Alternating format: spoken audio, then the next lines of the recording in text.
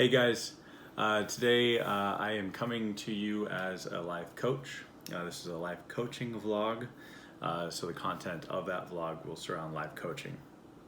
Mainly, what I'm going to talk about is self-empowerment.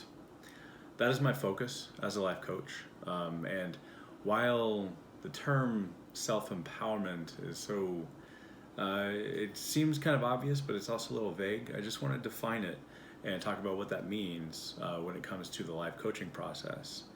Self-empowerment is basically, without getting too literal or too vague, it's basically taking responsibility for your own self and using that responsibility to empower your actions. And what I mean by that is there is this common attitude to point fingers at all of the things that happen to us and not take responsibility for our own actions.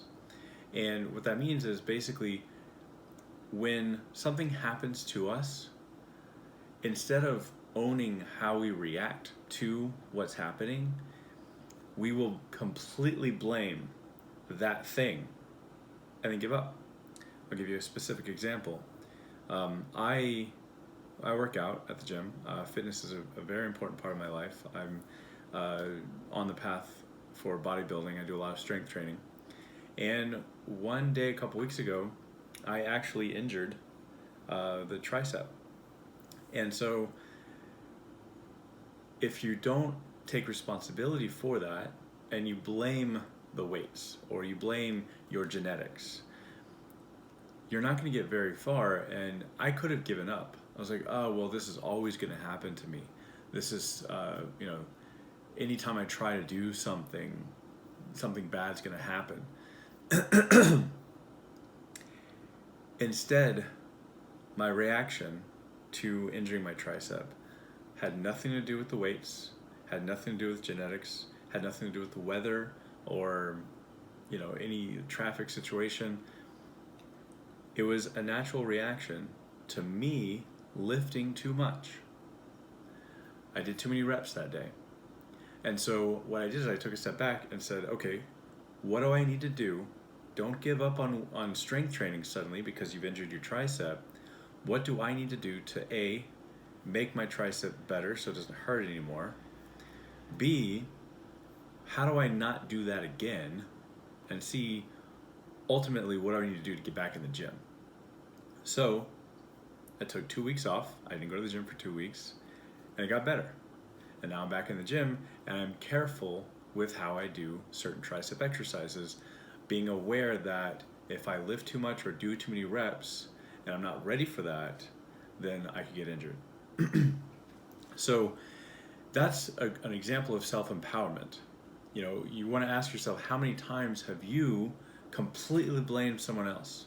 Completely put blame on your partner, the guy who cut you off. You wake up, you get in your car, you have your cappuccino or your latte, you're feeling great, you're like, I'm gonna have a wonderful day. And then suddenly somebody cuts you off.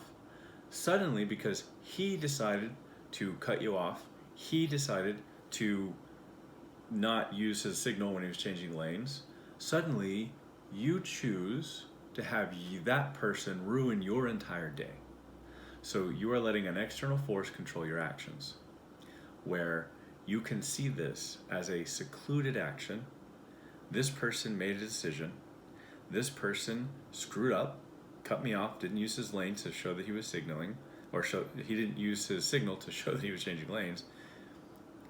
That has nothing to do with me.